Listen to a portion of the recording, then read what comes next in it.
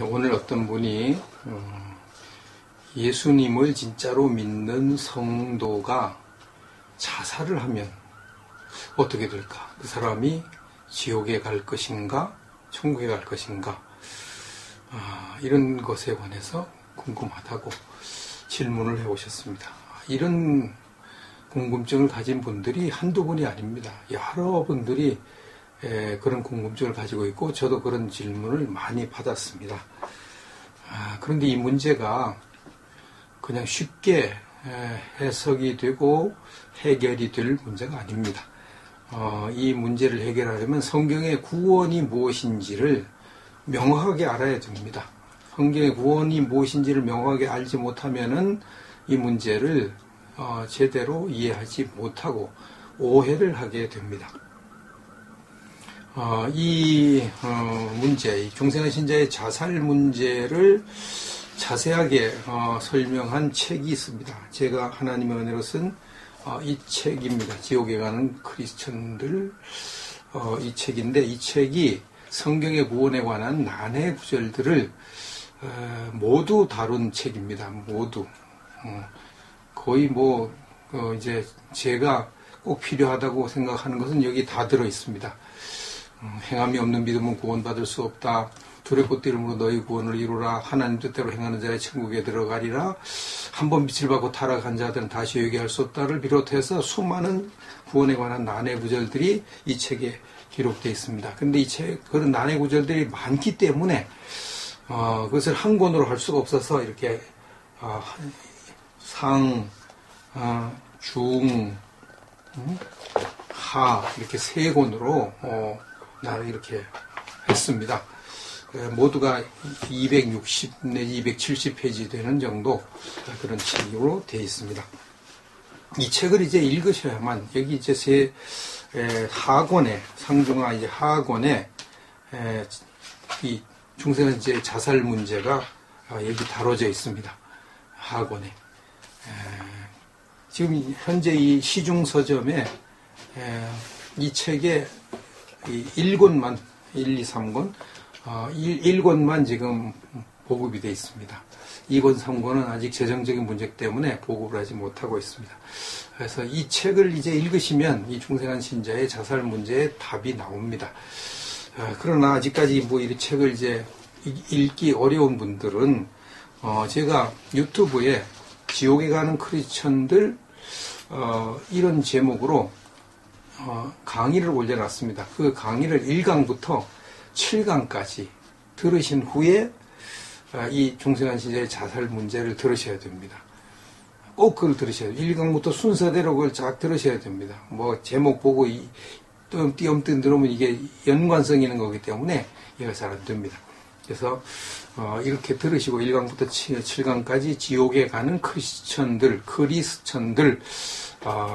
이렇게 1강부터 이제 7강까지 올려놨으니까 들으시고 그 다음에 이 중생한 신자의 자살 문제 동영상을 들으셔야 오해가 되지 않습니다. 그럼 이 책을 어디서 살 수 있느냐 이렇게 또 묻는 분들이 많은데 1권은 시중 서점에서 살 수 있지만 2권, 3권은 저에게 이제 주문하셔야만 구입하실 수가 있습니다. 그러니까 불편하시더라도 저에게 주문하시고요. 저에게 1권, 2권, 3권 저는 다 가지고 있으니까 저에게 주문하시면 되겠습니다. 그리고 이 내용은 제가 올린 이 강의 성경주의 구원론 1강에서 11강까지 들으신 후에 이 강의를 들어야 됩니다. 요게 제목만 이렇게 보면 빨리 듣고 싶은 생각이 들어서 이걸 먼저 듣고 먼저 걸 안 들으면은 제대로 이해가 안 되고 오해가 발생합니다. 그래서 좀 힘드시더라도 1강부터 11강까지 차례대로 꼭 들으시고 이 강의를 들어주시면 감사하겠습니다. 자, 이 시간 다룰 문제는 이제 중생한 신자의 자살 문제입니다. 모든 개신교인들 또 천주교인들 마찬가지죠. 자살이 큰 죄다 하는 사실을 알고 있습니다.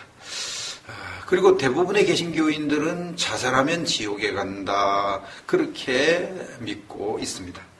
그런데도 이상하게도 개신교인들 중에 많은 성도들이 자살을 합니다.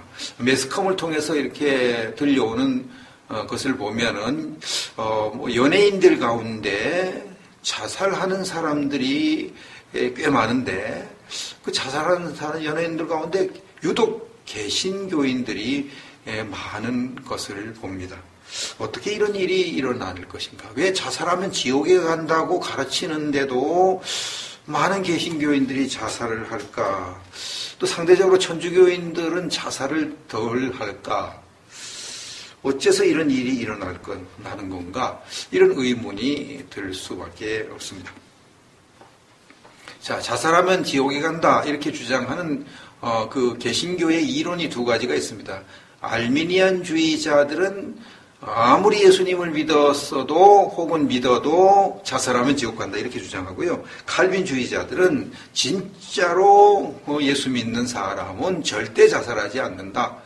자살하는 신자는 모두 가짜 신자다. 이렇게 주장을 하면서 신자도 자살하면 지옥 간다. 이렇게 주장을 합니다. 그래서 이제 개신교인들, 이런 구원론을 믿는 개신교인들은, 신자가 자살했다. 그러면 일단 지옥 간 사람으로 취급을 해버립니다.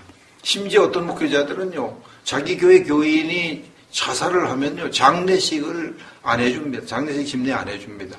지옥 간 사람인데, 장례 안 해준다.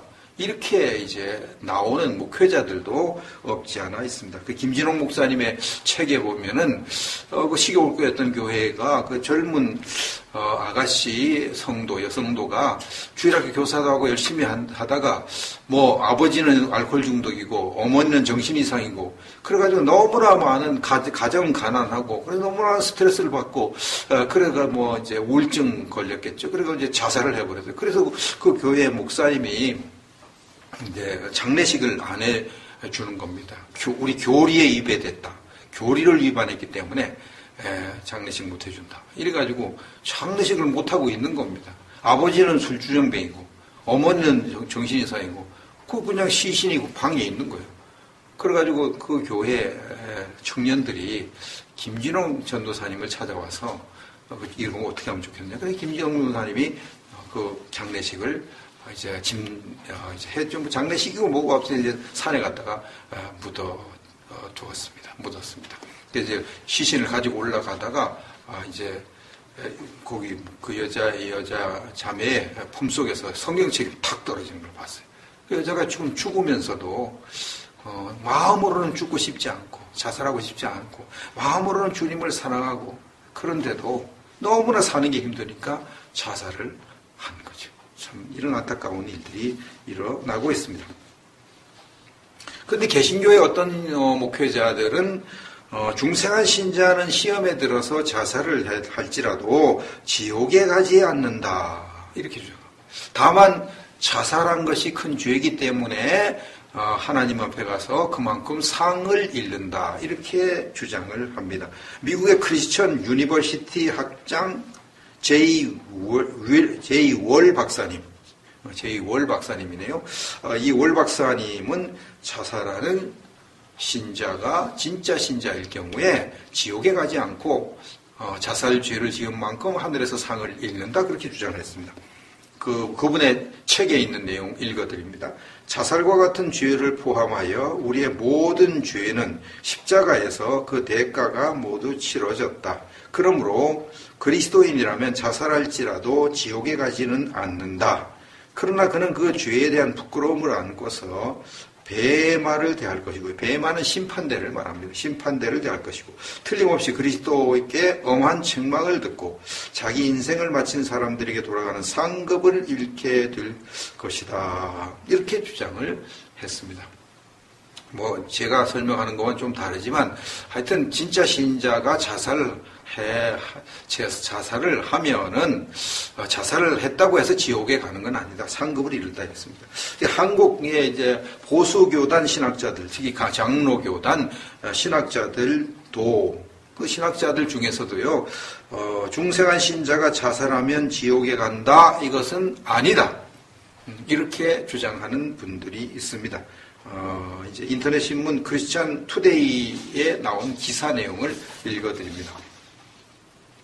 한국 교회는 자살에 상당히 부정적인 입장을 취한다. 흔히 사용되는 자살하면 지옥 간다는 말도 이러한 분위기를 단적으로 드러낸다. 그러나 성경 어디에서도 이 같은 말은 찾아볼 수 없다. 뿐만 아니라 성경은 자살에 대한 판단할 만한 뚜렷한 언급도 하지 않는다. 11일 서울 대치동 예장합동 총회장 최병남 목사 총회회관에서 이 문제와 관련해 공청회가 열렸다. 합동총회가 자살에 대한 입장을 논의하기 위해 마련한 자리였다. 이 논문을 발표한 이상원 교수 총신대학원 기독교 윤리학, 이한수 교수 총신대학원 신약, 박혜근 교수 칼빈대학 조직신학, 자살에 대해 조금씩 다른 주장을 폈지만 자살이 살인하지 말라는 10계명의 6번째 계명을 어겼으므로 정당화될 수 없다는 점, 자살하면 지옥에 간다는 단정적인 태도는 지양해야 한다는 점에서는 의견을 같이 했다.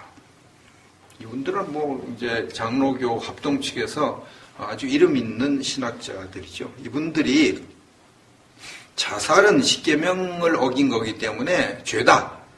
또 자살하면 지옥 간다는 단정적인 태도는 가지면 안 된다. 자살하면 지옥 간다. 이렇게 주장하면 안 된다는 것입니다. 이처럼 이제 장로교의 이제 이건 합동 총회에서 이제 주최한 거니까 장로교의 이제 기본 분위기가 이제 자살하면 지옥 간다. 이것은 안 된다는 쪽으로 지금 기울고 있어요. 과거에 장로교의 목회자들 대부분이 중생한 신자도 자살하면 지옥 간다.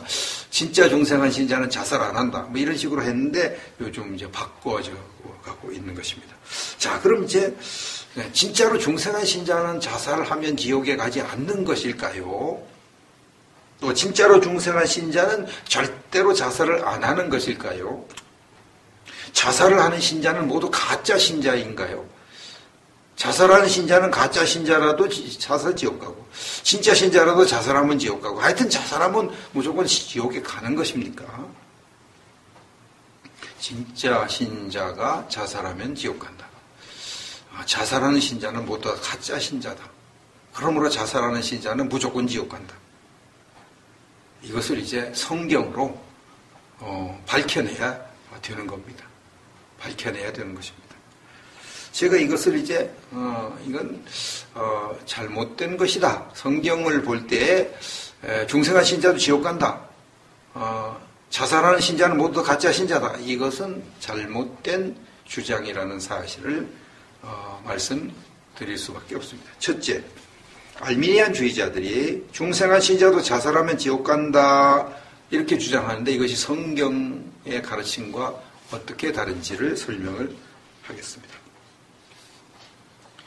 중생한 신자도 자살하면 지옥 간다는 가르침은 성경의 가르침에 위배되는 주장입니다. 첫째는 중생한 신자의 영이 예수님을 믿을 때 영생을 얻었기 때문에 중생한 신자는 시험에 들어서 자살을 해도 절대로 지옥에 가지 않습니다.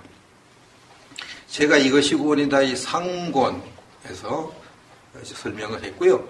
또 이것이 구원이다 1강부터 영생에 관해서 아주 자세히 설명을 드렸습니다. 자, 사람은 예수님을 믿을 때, 예수님을 구주로 믿을 때 영생을 얻습니다. 요한복음 3장 16절이죠. 영생은 영원히 절대로 지옥에 가지 않는 생명입니다. 요한복음 10장 28절입니다. 중생한 신자는 예수님을 믿을 때부터 영생을 가지고 있습니다. 요한복음 1장 47절. 그럼 중생한 신자가 자살을 하면 지옥에 간다. 그것이 사실이면 하나님은 중생한 신자에게 지옥에 갈 수도 있는 영생 혹은 임시생명이겠죠. 임시생명을 주고 내가 영원히 너에게 지옥에 가지 않는 영생을 주었다고 거짓말한 것이 되는 겁니다. 자, 중생한 사람이 예수 믿을 때 영생을 얻고 영생 얻은 사람은 영원히 절대로 지옥에 안 가는데 이 영생 얻은 신자가 자살을 해서 지옥에 간다. 그러면 그게 영생이 아니잖아요. 영원히 지옥에 가지 않는, 결코 지옥에 가지 않는 생명이 아닌 겁니다. 그건 지옥에 갈 수도 있는 임시 생명이지 영생이 아닙니다. 그런데 그 지옥에 갈 수도 있는 임시 생명을 주어놓고 영생을 주었다고 사기를 친 것이 되죠. 그러면 이거 예수님은 하나님은 꼼짝없이 사기꾼이 되는 것입니다. 이제 그러므로 이제 중생한 신자도 자살하면 지옥 간다 이렇게 주장하면 안 되는 거죠. 두 번째로 중생한 신자의 영이 여기서 말하는 영은 보통 영혼이라고 그러는데 영혼보다도 정확한 것이 영입니다. 중생한 신자의 영혼이 혹은 영이 절대로 죄를 짓지 않기 때문에 중생한 신자는 자살을 해도 절대로 지옥에 가지 않습니다. 요한일서 5장 18절 하나님께로부터 난 자는 다 범죄하지 아니하는 줄을 우리가 아노라. 하나님께로부터 나신 자가 그를 지키시며 악한 자가 그를 만지지도 못하느니라. 이것이 구원이다. 상권 이것이 구원이다. 1강부터 제가 설명을 드렸습니다. 여기 하나님께로부터 난 자는 성령으로 거듭난 영을 말합니다. 우리가 예수 믿을 때 영이 거듭나는 육으로 난 것은 육이요 영으로 난 것은 영이다. 요한복음 3장 6절에 예수님이 선언을 하셨습니다. 예수 믿을 때 우리 영이 거듭납니다. 여기서 이제 하나님께로부터 난 자는 거듭난 영을 말합니다. 거듭난 영혼을 말합니다. 하나님께로부터 난 영혼은 다 범죄하지 않는다 그랬습니다. 모든 중생한 신자의 영혼은 다 범죄하지 않는다는 것입니다. 여기 아니하는이라는 이 단어가 절대 부정부사입니다. 절대죄를 안 짓는다. 중생한 신자의 영혼은 절대죄를 짓지 않는다. 그 사람은 이제 영혼이 천국에 가면 육신은 자동적으로 천국에 가잖아요.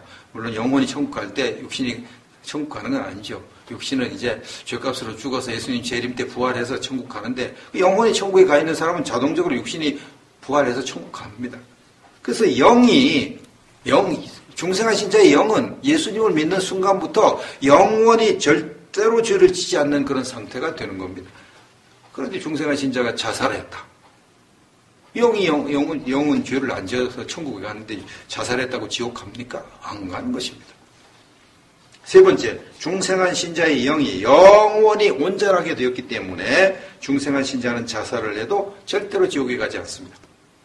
히브리서 10장 14절 그가 거룩하게 된 자들을 한 번의 제사로 영원히 온전하게 하셨느니라.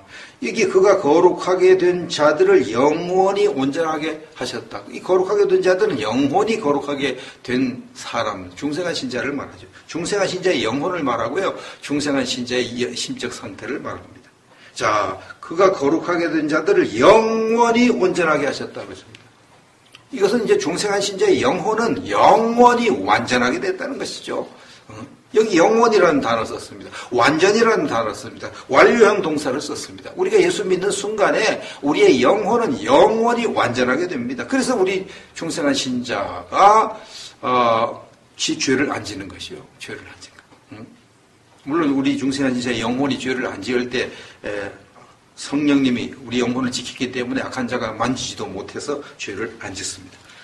이렇게 중생한 신자의 영혼은 영원히 완전하게 됐습니다. 그런데 중생한 신자가 자살을 했다. 그 지옥을 가면 됩니까? 그러면 영혼이 완전한 게 아니잖아요. 그럼 성경이 거짓말 되잖아요. 하나님 거짓말쟁이 되잖아요. 중생한 신자는 시험에 들어서 자살을 해도 지옥에 가지 않는다. 그렇게 주장하는 것이 옳은 것입니다. 네 번째로 중생한 신자의 영이 천국에 있기 때문에 중생한 신자는 자살을 해도 절대로 지옥에 가지 않습니다. 에베소서 2장 4절로 6절 긍휼이 풍성하신 하나님이 우리를 사랑하신 그 큰 사랑을 인하여 허물로 죽은 우리를 그리스도와 함께 살리셨고 너희는 은혜로 구원을 받은 것이라. 또 함께 일으키사 그리스도 예수 안에서 함께 하늘에 앉히시니. 이것도 제가 이것이 구원이다 혹은 성경주의 원론에서 다 설명을 한 겁니다. 이 책에 자세히 되어 있습니다. 자, 우리가 예수 믿을 때에 우리 영혼에 순간적으로 일어나는 일을 여기 기록해 놨습니다. 우리가 예수님을 믿을 때에 우리가 예수님과 함께 우리 영혼은 예수님과 함께 죽고 예수님과 함께 부활하고 예수님과 함께 승천하고 예수님과 함께 하늘에 올라가서 예수님과 함께 보좌에 앉습니다. 그것이 허물로 죽은 우리를 그리스도와 함께 살리셨고 함께 일으키사 그리스도 예수 안에서 함께 하늘에 앉히시니 그런 뜻이 되는 것입니다. 근데 우리 영혼은 이미 천국에 들어가 있습니다. 그런 이 천국에 들어가 있는 영혼이 육체가 자살을 했다고 해서 지옥에 가면 그 천국에 갔다가 지옥에 갔다가 이렇게 하는 건 그 말 안 되죠. 천국은 한번 들어가면 영원히 살 수 있는 곳, 절대로 거기서 나오지 않는 그런 곳이 천국이 되는 것입니다. 그럼 중생한 신자의 육체 속에는 영혼이 없나? 천국에 예수 믿자마자 영혼이 천국에 가버리고 육체는 없나? 육체 속에도 영혼이 있습니다. 그럼 영혼이 두 개인가요? 그건 아니죠.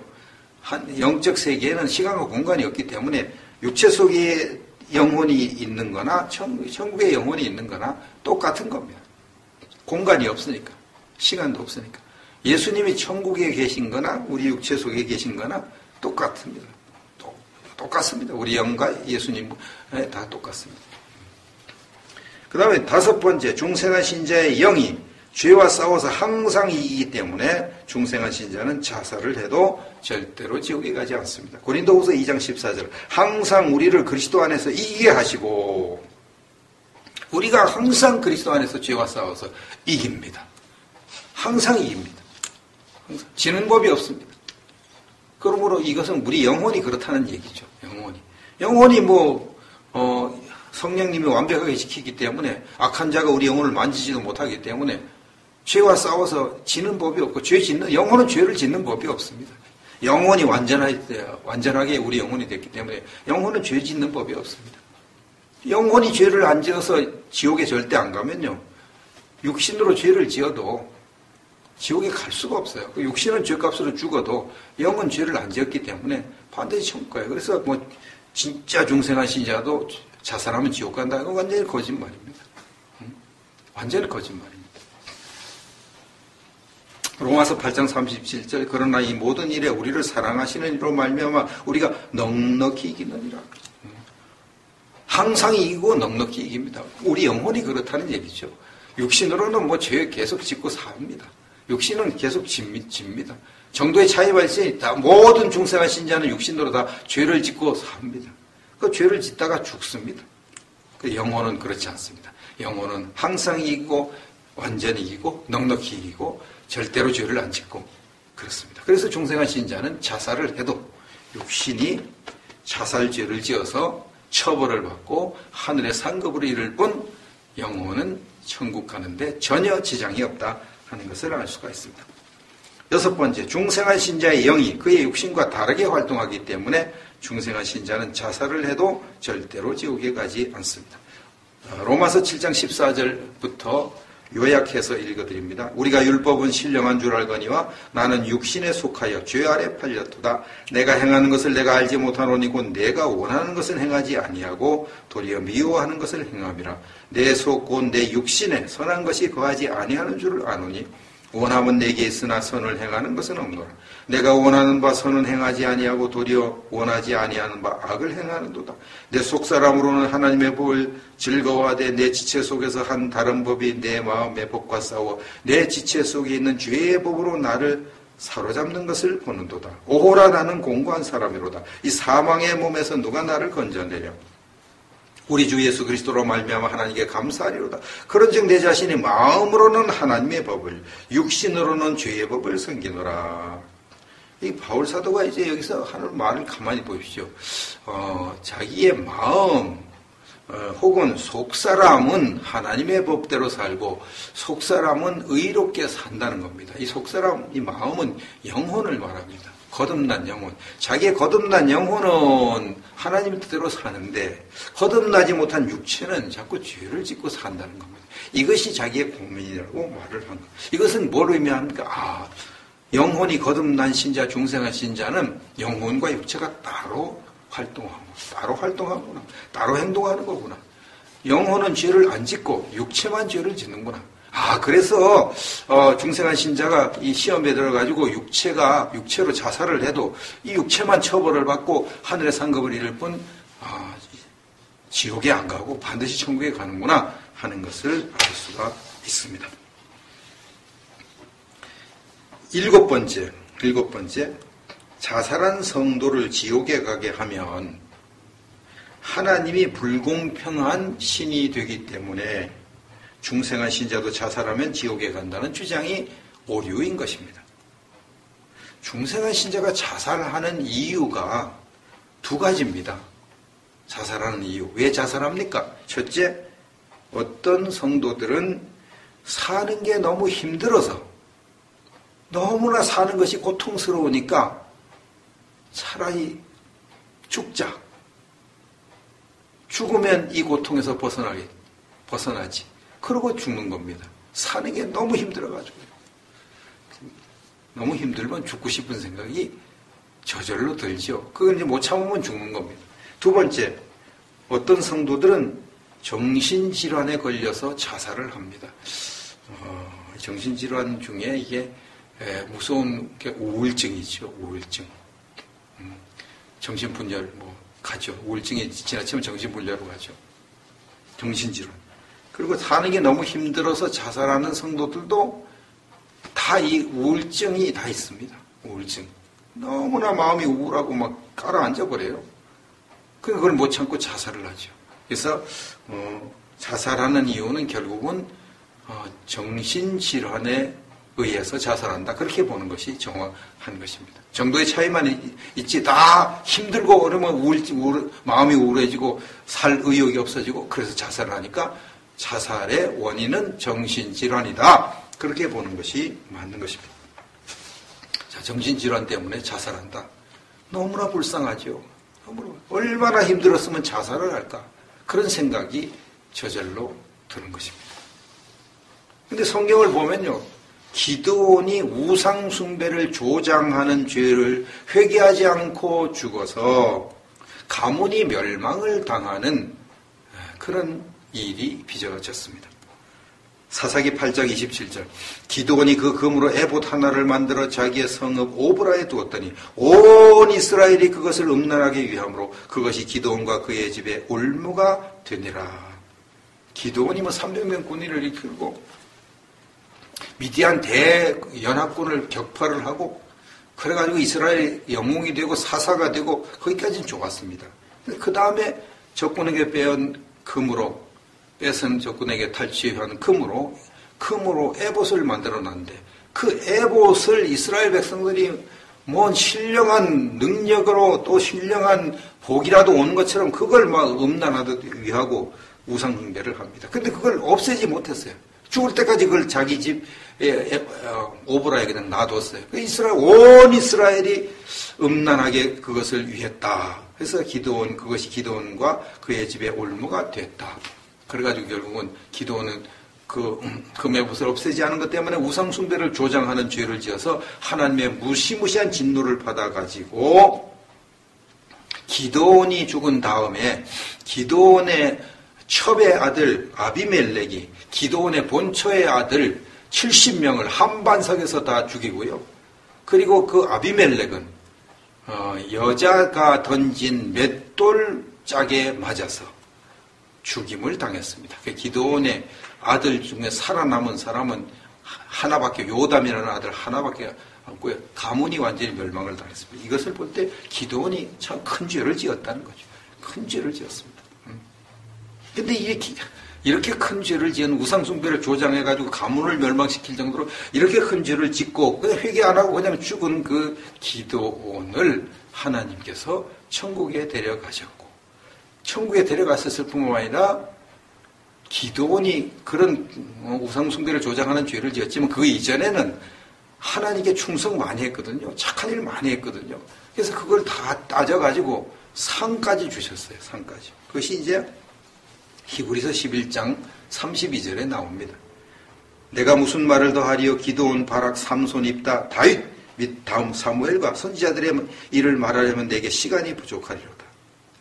히브리서 11장은 하나님께 충성하면 상을 받는 것을 가르치는 말씀이죠. 히브리서 11장 6절에 하나님께 나아가는 자는 하나님이 계신 것과 자기를 찾는 자들에게 상 주시는 이심을 믿어야 할지니라. 그렇게 말씀을 하고 구약시대 때 하나님께 충성해서 상 받은 사람들을 쭉 열거를 하죠.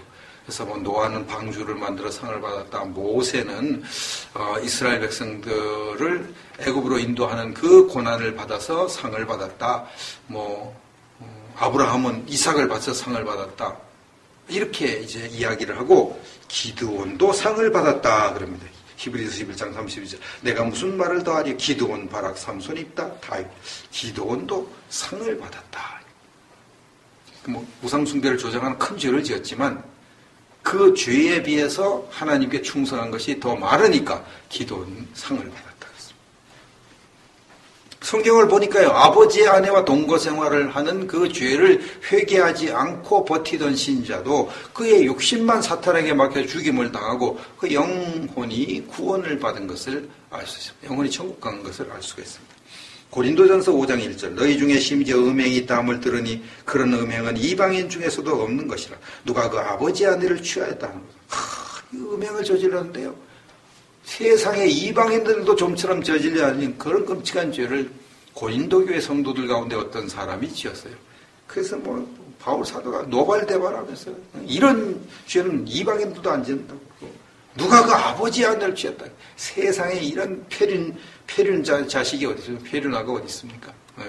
자기 아버지 아내를 데리고 사는 게 이게 말이 됩니까? 취하였다라는 이 동사가 현재형 동사죠. 과거에 범해가지고 지금 현재 데리고 있다는 얘기죠. 이건 뭘 의미하죠? 회개 안 하고 있다는 얘기죠. 회개 안 하고 있다. 그 여자가 뭐 엄청나게 예뻤거나 뭐 뿅 갈 정도로 예쁘고 뭐 그러니까 아버지가 데리고 산 여자를 자기 아들이 데리고 사는 이 기가 막힌 일을 하는 거죠. 너무나 매력적이라서 뭐 도저히 못 헤어진다 이 말이죠. 거기엔 또 악한 영이 뭐 음란의 영이 또 개입을 해가지고 그렇게 됐죠. 근데 이런 끔찍한 죄를 지었고 그 죄를 회개하지도 않고 이렇게 그 여자를 데리고 사는 이 사람을 하나님이 어떻게 하셨습니까? 바울 사도를 통해서 처리하시기를 고린도전서 5장 5절. 이런 자를 사탄에게 내주었으니 이는 육신은 멸하고 영은 주 예수의 날에 구원을 받게 하려 합니다. 번역을 좀 잘못했습니다. 번역을 정확하게 하면 다음과 같이 번역해야 됩니다. 이런 자를 주의 날에 그 영을 구원하기 위하여 그 육신을 죽이도록 사탄에게 넘겨주었다. 아버지 아내와 동거 생활하는 이 죄를 회개하지 않는 이런 자를 주의 날에 그 영을 구원하기 위하여 그 육신을 죽이도록 사탄에게 넘겨주었습니다. 그 영을 지옥에 보내기 위하여 그 육신을 사탄에게 맡겨 죽인 게 아니고요.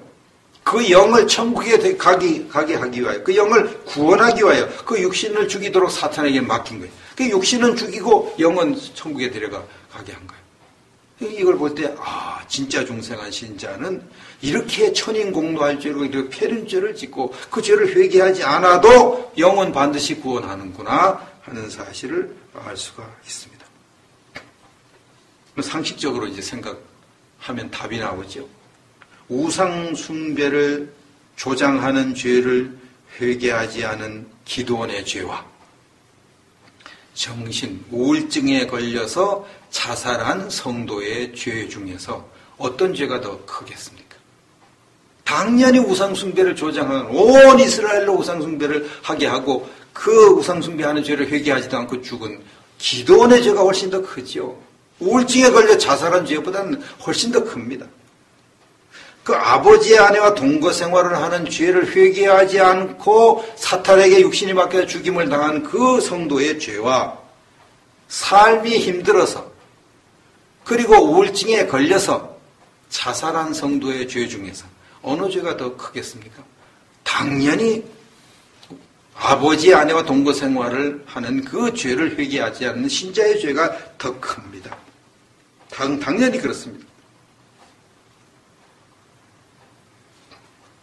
그러므로 하나님이 우상숭배를 회개하지 않고 죽은 기드온도 천국에 데려가셨고 아버지 아내와 동거 생활하는 죄를 회개하지 않는 그 신자도 천국에 데려가셨으면 당연히 자살한 성도의 영혼도 천국에 데려가셔야 되는 거 아닙니까?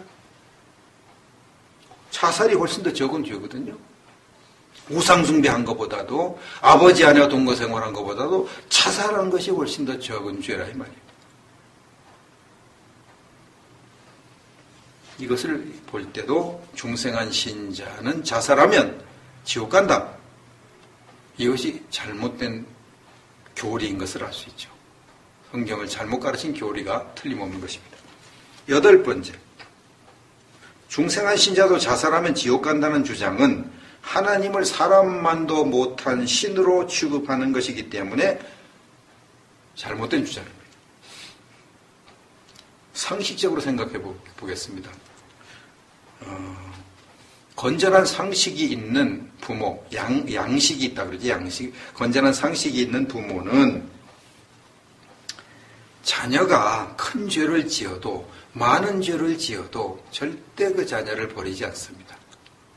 자녀가 자살을 한다고 해서 그 자녀를 자기 자식이 아니라고 하는 부모 거의 없습니다. 제대로 상식이 있는 부모는 자녀가 자살을 하면 정말 가슴은 아프고 괘씸하게 여기고 속은 상해도 그래도 자기 자식으로 인정을 합니다. 오죽하면 자살을 했겠나. 그렇게 여기고 불쌍히 여깁니다. 자녀가 흉악한 살인범이 돼도 양식 있는 부모는 자녀를 버리지 않습니다. 흉악한 살인범이라도. 하물며 무한히 은혜로우시고 자비로우시고 사랑이 많은 하나님께서 사는 것이 너무 힘들어서 우울증에 걸려서 자살한 신자를 지옥에 보낸다. 이건 말이 안 되는 겁니다.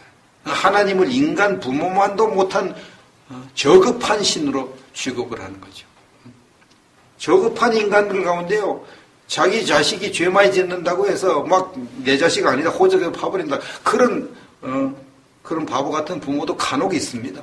하나님이 만약 자살한 신자를 성도에 지옥에 보낸다. 그럼 이 저급한 인간 부모와 똑같이 아주 수준 낮은 거죠. 저질이죠, 저질 한번. 이런 하나님을 사랑의 하나님이라고 할 수 있겠습니까? 이런 하나님을 믿을 수 있습니까?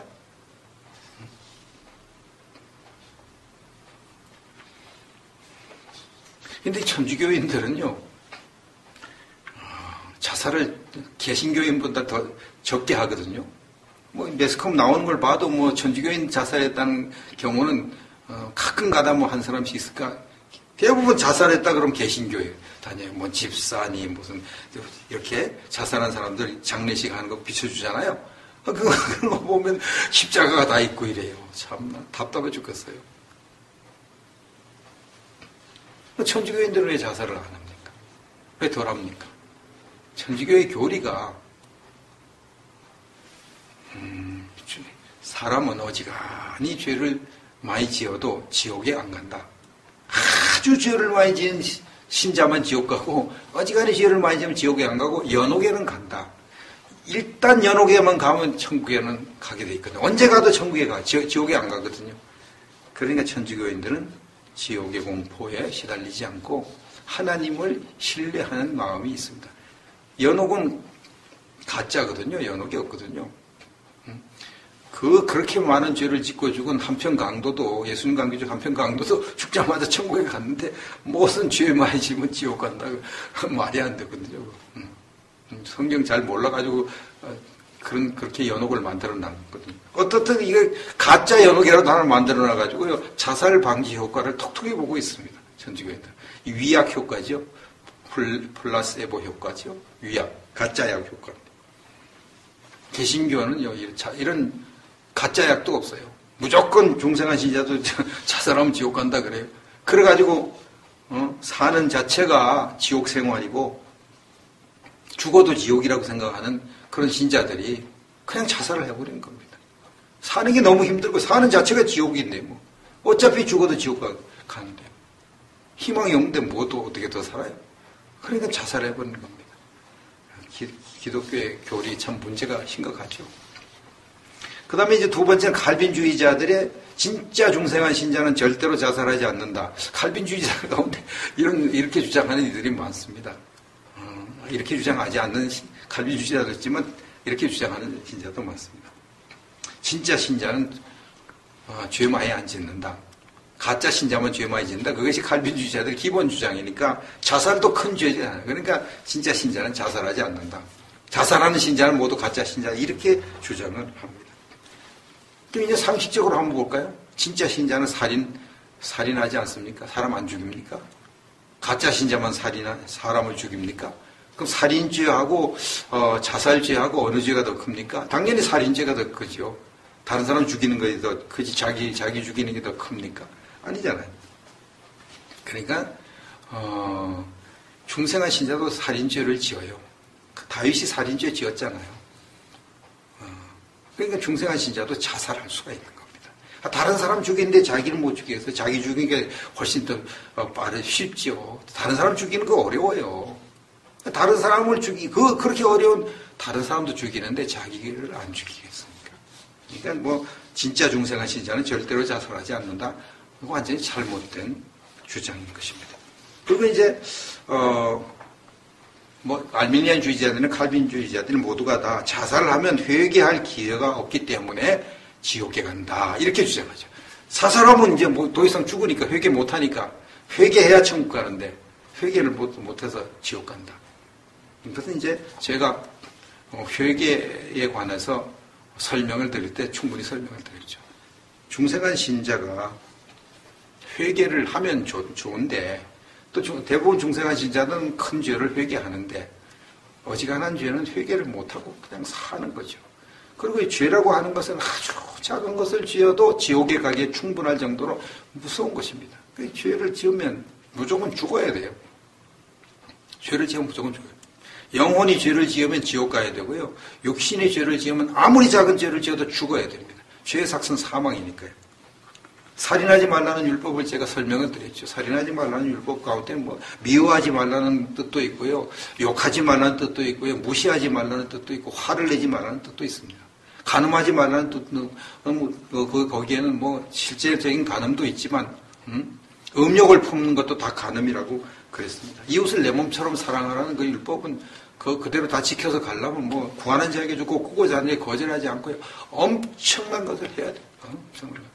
조금이라도 거절하게 되면 그건 다 어긴 것 됩니다. 다 지옥 가는 것. 회개해서 천국 가는 것이 절대 아니라는 거죠. 살인하지 말라는 율법 중에 미워해도 다 사람 죽이는 것이고 또 이제 직접 살인과 간접 살인이 있잖아요. 간접 살인도 다 살인이거든요. 매연을 뿜어대가지고 사람의 생명을 해치는 것도 다 살인하지 말라는 율법을 어긴 거예요. 그런데 지옥에 가야 되고요. 세제를 사용해서 물을 오염시키는 것, 화학제품 사용해서 공기와 또 땅을 오염시키는 것, 다 살인하지 말라는 율법을 어긴 것이에요. 그것만 해도 충분히 지옥 갈 수밖에 없어요. 그래서 육신은 계속 그런 죄를 짓다가 그냥 죽는 거예요. 그래서 죄의 삭은 사망의 육신은 반드시 죽는 겁니다. 영혼은 예수 믿고 난 다음에 절대로 죄를 안 짓거든요. 어떤 죄도 안 짓거든요. 하나도 죄를 안 짓고 먼지만큼도 죄를 안 짓거든요. 그러니까 육신이 죽을 때 중생한 신자의 영혼은 즉시 천국에 가는 겁니다. 죄 안 지었으니까. 그래서 자살을 하면 회개할 기회가 없기 때문에 천국 못 간다. 아닙니다. 회개하지 못해도 자살죄 회개하지 못해도 천국 가는 데 아무 지장이 없습니다. 그리고 이제 칼빈주의자들이나 알미니안주의자들이 하나님이 중생한 신자가 자살하지 못하게 보호를 해준다고 그렇게 주장을 하고 특히 칼빈주의자들이 그렇게 주장하죠. 그렇기 때문에 진짜 신자는 절대 자살 안 한다고 주장을 하는 경우도 있습니다. 이것도 이제 거짓말이죠. 하나님이 우리를 이렇게 보호해주고 성령님이 우리를 보호해주는데 절대로 죄를 안 짓게 보호해줍니까? 아니지 않습니까? 하나님이 다윗을 덜 사랑해가지고 다윗이 간음죄, 살인죄를 짓도록 허용을 하신 겁니까? 아니잖아요. 마찬가지 자살도 마찬가지입니다. 어떤 사람은 하나님이 자살을 못하게 막으시기도 하고 또 그래요. 안요한 목사님 같은 경우에 몇 번 자살을 하고 약을 먹어도 안 되고 또 이렇게 못에다가 이게 목을 매도 탁 떨어지고 이래가지고 자살을 못한 그런 분들이 있습니다. 그런데 어떤 분들은 그냥 자살을 하도록 허용해서 예수 잘 믿다가 시험 들고 우울증 걸려가지고 자살을 해요. 그냥 자살을 합니다. 그래서 하나님, 성령님이 진짜 중생한 신자는 절대 자살하지 않도록 보호해 주신다는 그것도 거짓말이에요. 거짓말. 그러니 가장 이제 문제가 이렇게 진짜 중생한 신자는 자살해도 천국에 간다. 자살해도 절대 지옥에 안 간다. 이러면 이제 많은 사람들이 걱정을 합니다. 아이고 그러면 자살을 해도 천국 가면은 그 살기 힘든데 그냥 다 자살을 해버릴 텐데 그 어떻게 자살하면 천국 간다고 그러느냐. 자살하면 지옥 간다 그래야지 사람들이 자살을 안 할 거 아니냐. 이렇게 생각을 합니다. 단순하죠. 단순하죠.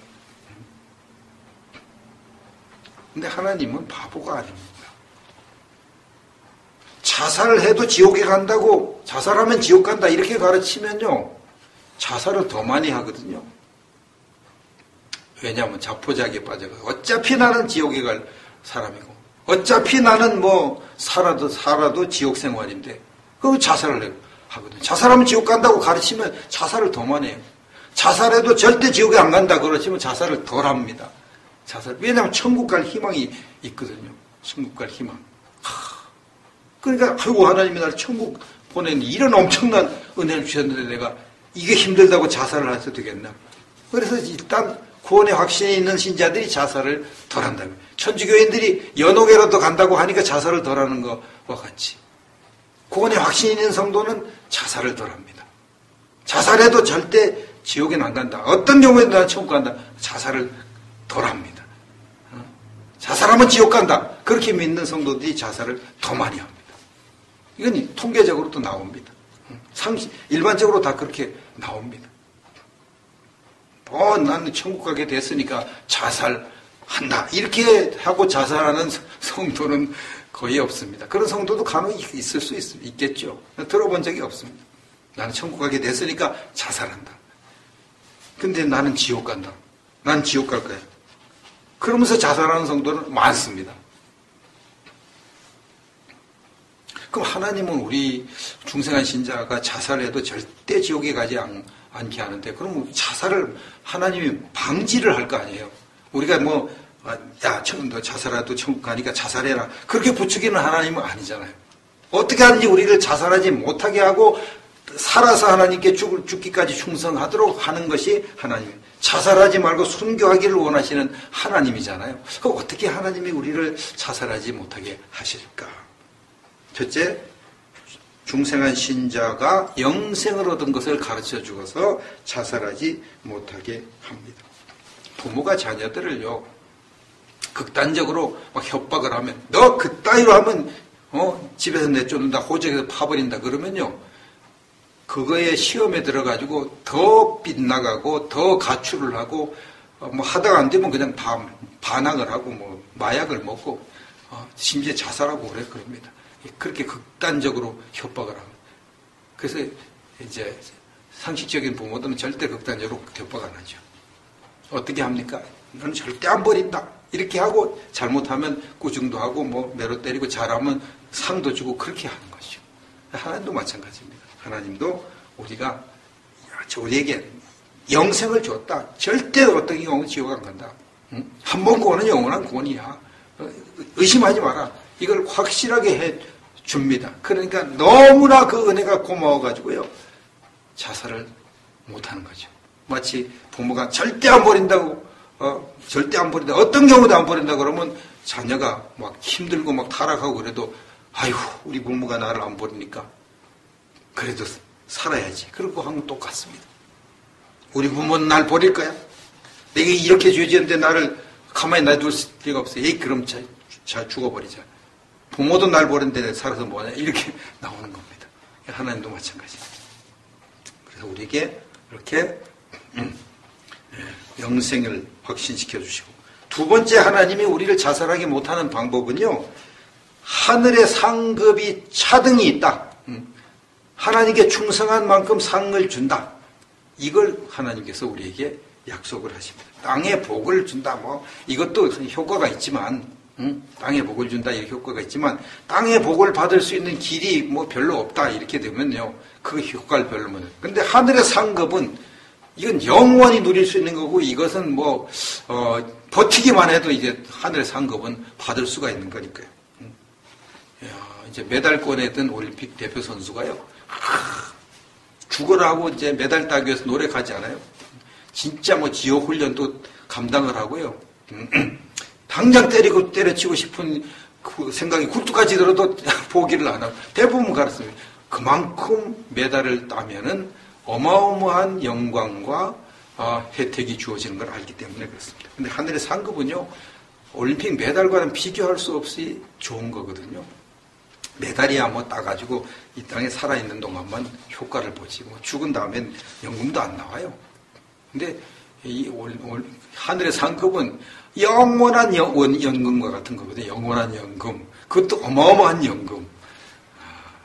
이걸 그냥 놓칠 수는 없죠. 그래서 하나님께서 우리에게 자살을 못하도록 하늘에 어마어마한 상급이 있으니까 죽도록 충성하라고 그래요.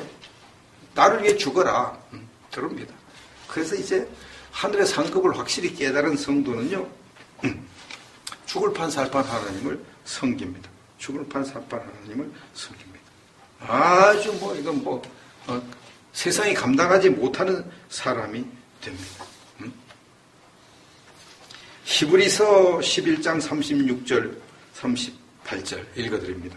또 어떤 이들은 조롱과 채찍질 뿐 아니라 결박과 옥에 갇히는 시련도 받았으며 돌로 치는 것과 톱으로 켜는 것과 시험과 칼로 죽임을 당하고 양과 염소의 가죽을 입고 유리하여 궁핍과 환난과 학대를 받았으니 이런 사람은 세상이 감당하지 못하느니라. 조롱을 당하고 채찍질을 당하고 결박, 옥에 갇히는 거, 돌로 치는 거, 톱으로 켜는 거, 그 다음에 칼로 죽임을 당하는 거, 양과 염소의 가죽을 입고 떠돌아다니는 거, 궁핍, 환난, 학대, 얼마나 힘든 일입니까? 이게 차라리 죽는 게 낫겠다고 생각하는 이런 고통을 당합니다. 그런데도 이런 것을 기쁘게 당한다 이 말이에요. 왜냐하면 하늘의 상, 이걸 감당하면 하늘의 상을 받으니까 이렇게 하는 거예요. 이런 사람은 세상이 감당하지 못하니 세상이 감당할 수 없는 이런 놀라운 능력이 어디서 나오느냐? 상급에서 나옵니다. 그래서 하나님이 우리에게 상급의 중요성을 확실하게 가르쳐줍니다. 오늘날 한국교회 성도들이 자살을 많이 한다.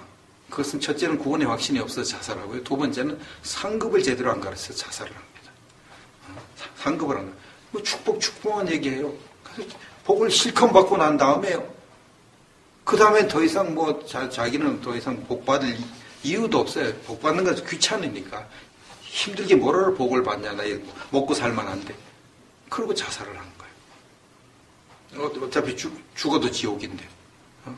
죽어도 지옥. 사는 자체도 괴로워. 자살을 하는 거예요. 참으로 답답한 일이죠.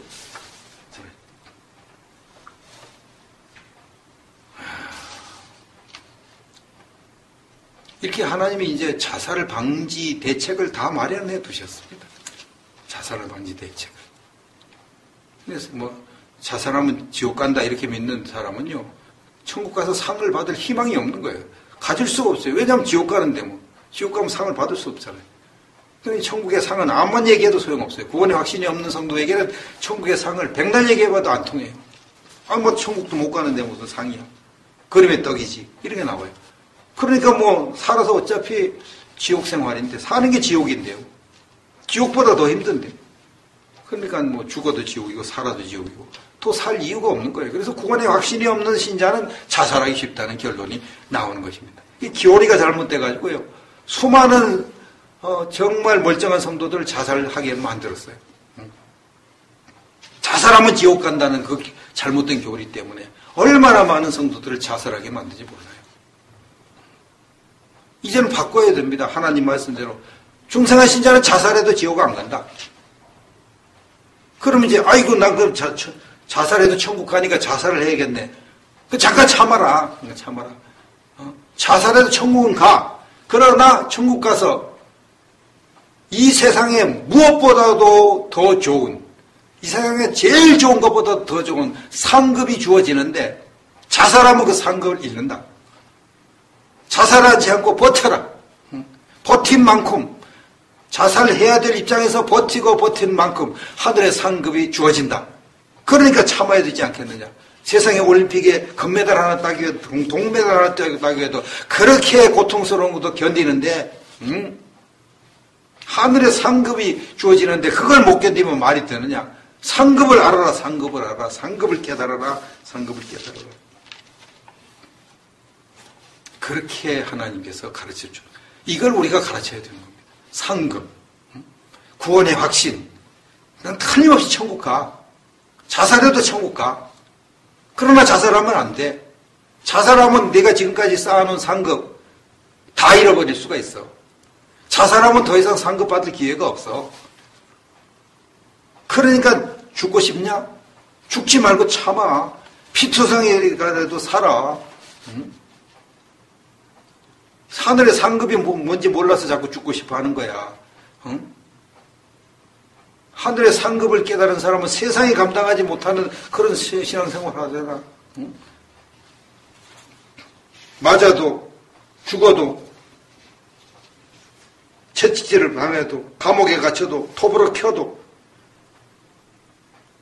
양과 염소의 가죽을 입고 방황해도 궁핍과 환난과 학대를 당해도 세상이 감당하지 못하는 신앙을 갖지 않냐? 이걸 깨달아야 되는 거야. 이걸 깨달아야 되는 거야. 상급을 깨닫게 해주세요. 그래가지고 자살하지 못하게 만드세요. 그러면 축복 얘기 좀 하지 말고. 물론 뭐 평화의 시대는 하나님 열심히 섬기면 축복을 주지요. 복 줍니다. 그러나 복을 하늘에 쌓아두지 않으면 상급을 다 잃어버리잖아요. 복을 준 것은 그 복을 가지고 하나님의 일을 하라고 복을 준 거지 잘 먹고 잘 살라고 복을 준 겁니까?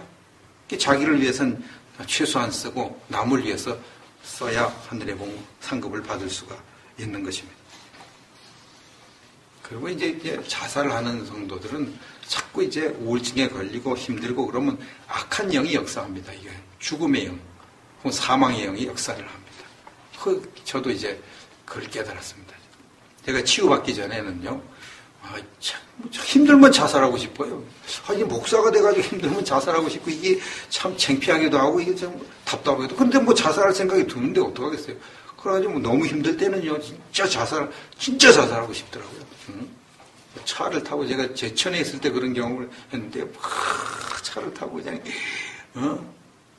저 청풍호수에 이제 확 달려들어가지고 죽으면 좋겠다. 이게 사는 게 이게 지옥인데, 그런 생각이 막 들어요. 그런 생각이. 나중에요, 치유를 받을 때 악한 영을 뽑아내고 나니까 아무리 힘들어도 자살하고 싶은 생각이 안 들더라, 이 말이에요. 그래서 제가 깨달았어요. 이 자살, 충동을 일으키는 것이 악한 영이구나. 악한 영이구나.